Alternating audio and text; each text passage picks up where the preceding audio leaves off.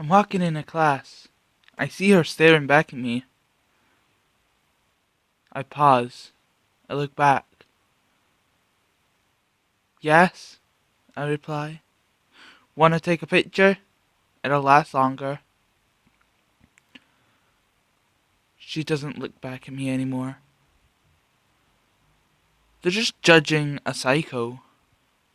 I may be a psycho, but I can still have fun with my friends. Oh wait, I just remembered. I don't have any friends. They all disappeared.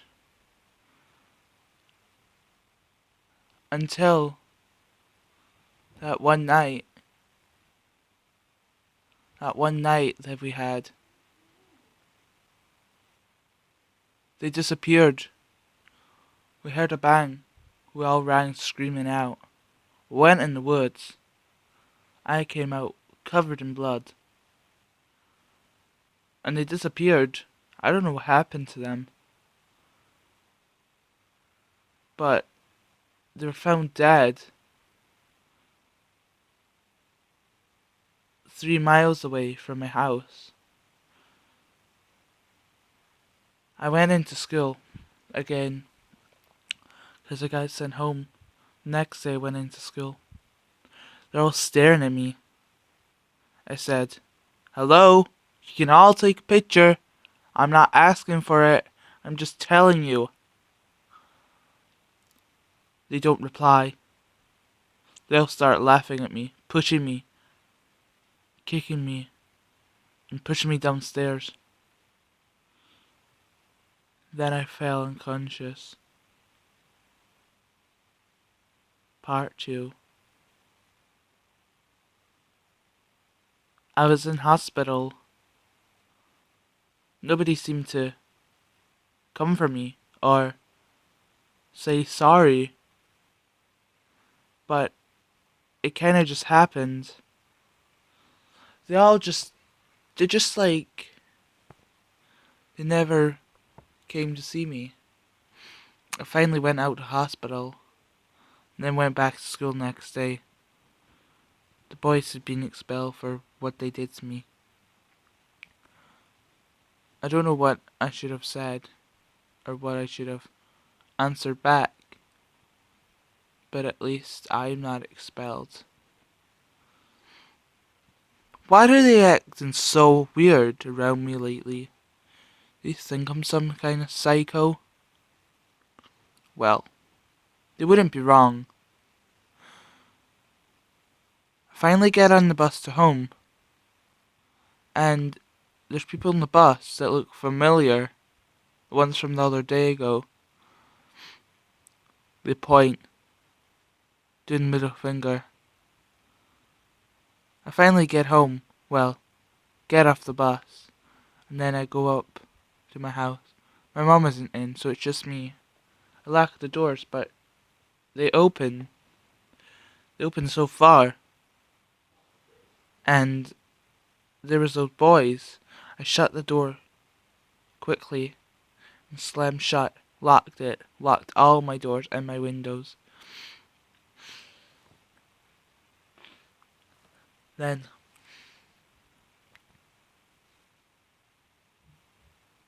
a thing with like plants in it. A rose? A vase? It's like a vase. I don't know quite sort yet. But all I know was that it was just sitting there on my stairs, waiting for me to hold. I don't even notice anything weird about it. I just see a like face at the top of my stairs, a black figure. Then I don't really answer anybody. And then I check my media, and there was a Snapchat that someone sent me. It was anonymous, don't know who it's from, and it was me running, and in my house holding this plant. And I'm kinda like, how's that happening? Why is all this stuff happening around me? I don't know. Is it just me or is it just them? But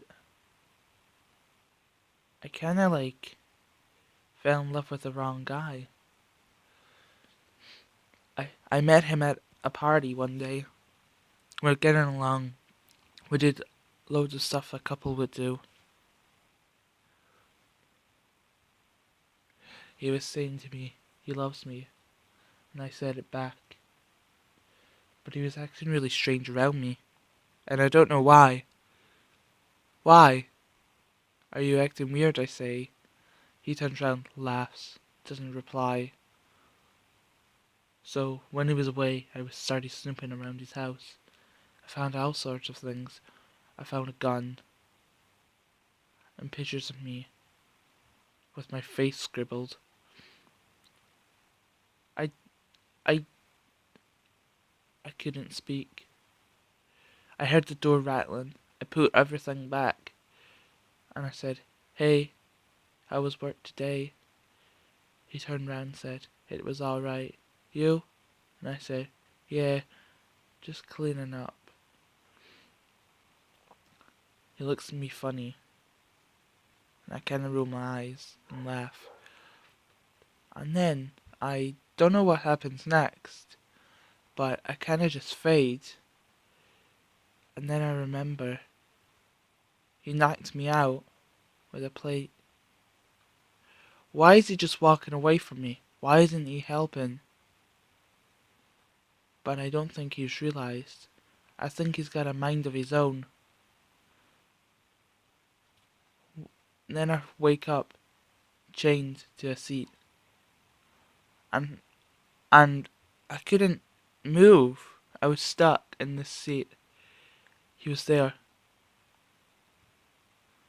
just standing there, with an object in his hand. I couldn't see, my eyes were blurred. And he starts walking towards me. And then all of it just went black. And that was me. Part 3. 24 hours later. I wake up in hospital again. And my face is all battered up. But I don't remember a thing. Can I just tell you something to myself? I was praying to Jesus and all that stuff. But I'm not quite sure how I'm gonna feel when this leaves the party. Can you just stop? I say to myself. I don't know what I'm talking about, but all I know is that the thoughts just came back to my head. He started. No, I screamed. Doctors came in. I say, get him out, get him out. He's a psycho, he's a psycho. But no one ever listened to me. They just kinda laughed and let him in. Anyways, he said, don't ever tell anybody what I just did. And I say, why? And he says, 'cause that happened again, and much worse. I sat in my bed, petrified, didn't know what to say back.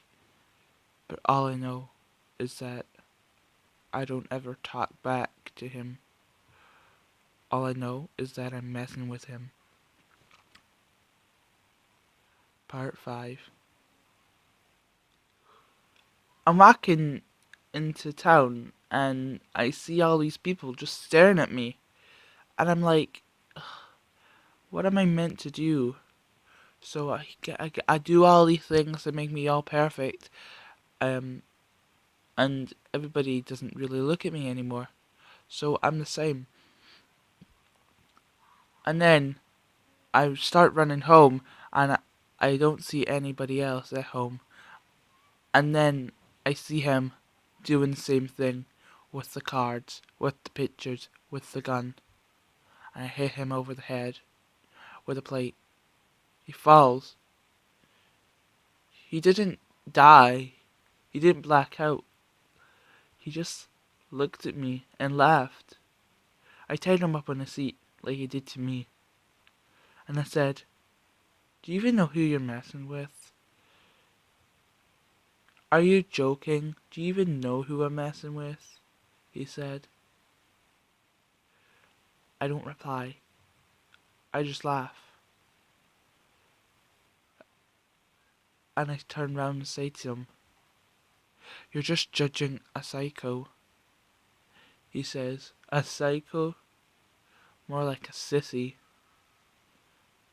That was it. I snapped. I went over to him and bang! And red. Red is what I just saw. Not red, like the color red. It was blood on my hands. I washed it quickly off, and I heard sirens. I knew I had to run away. I knew I had to get away from here. But that was just me. I steadied off in the sunset, and I didn't know what to do. Part 6. The ending of an eternity. I finally moved to a nice apartment up in Glasgow. I didn't know anybody here, but I had a roommate, and I was going to campus. We met, we taught, and went to clubbing and parties. And everybody started looking at me weird again, and I don't know what I did again. And everybody was like, they all said to me, "You're judging a psycho." I didn't know what to do. I didn't know what to talk to. And I kind of just ignored it, because I thought it was just like out of a book or a film that I liked. I don't know really. I couldn't remember much. But then someone showed me a video of me running away from my murderer and my victim. And I just couldn't take the pain. So we got in a fight, and I got suspended on my first day. And that's all I could remember was, "You're judging a psycho. If I'm a psycho, don't judge me. If I'm a psycho, don't hate me. If I'm a psycho, love me.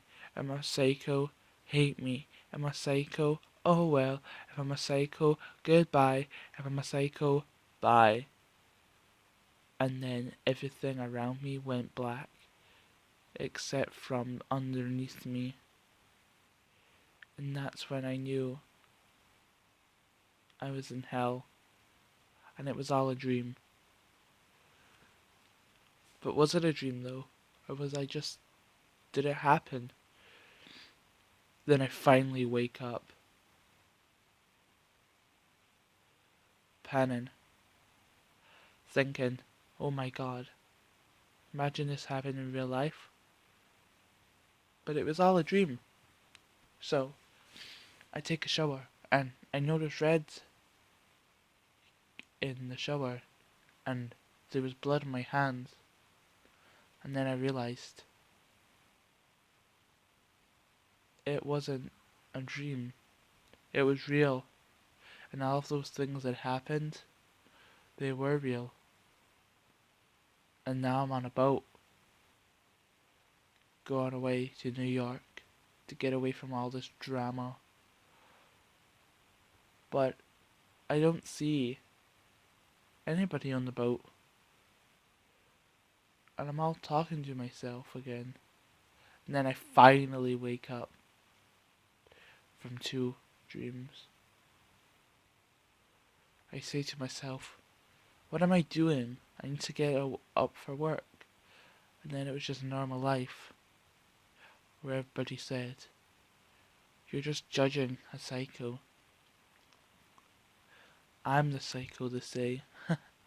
Look at them. I'm not the only psycho in this world. Or are they? They must be judging a psycho.